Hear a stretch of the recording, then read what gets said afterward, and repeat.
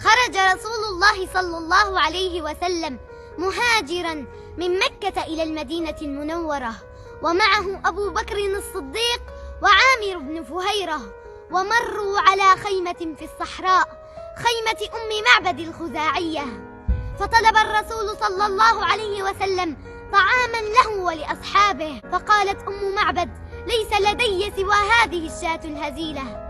فأخذ الرسول صلى الله عليه وسلم الشاة ومسح بيده ضرعها وسمى الله ودعا لها، فأدرت لبنا وشربت، وشرب أصحابه وشرب آخرهم. وفي المساء عاد أبا معبد وقال: إني أرى حليبا ولا حلوب عندنا. قالت أم معبد: يا أبا معبد، أو تعلم من حل في خيمتنا؟ قال لها: من حل في خيمتنا؟ قالت: رجل مبارك. قال لها: صفيه لي. قالت: رأيت رجلا ظاهر الوضاءة، حسن الخلق، أبلج الوجه، لم تعبه ثجله ولم تزر به صعله، وسيم قسيم، في عينيه دعج، وفي أشفاره وطف، وفي عنقه سطع، وفي صوته صهل، وفي لحيته كثافة. رأيته أزج أقرا، إن صمت فعلاه الوقار، وإن تكلم سماه وعلاه البهاء.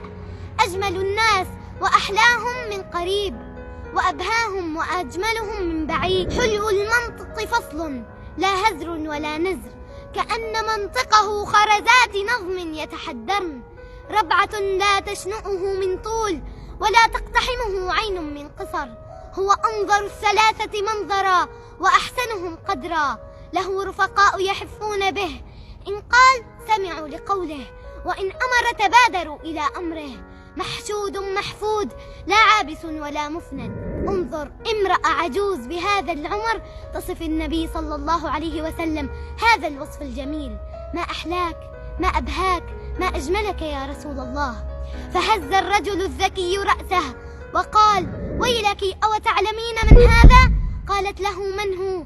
قال لها: إنه محمد، إنه صاحب قريش، إنه محمد، وبكل فخر إنه محمد. ومن آمنة إلى حواء، ومن عبد الله إلى آدم، إنه محمد ابن عبد الله، ابن عبد المطلب، ابن هاشم، ابن عبد مناف، ابن قصي، ابن كلاب، ابن مرة، ابن كعب، ابن لؤي، ابن غالب، ابن فهر، ابن مالك، ابن النضر، ابن كنانة، ابن خزيمة، ابن مدركة، ابن نزار، ابن معد، ابن عدنان. صلى الله عليك يا حبيبي يا رسول الله.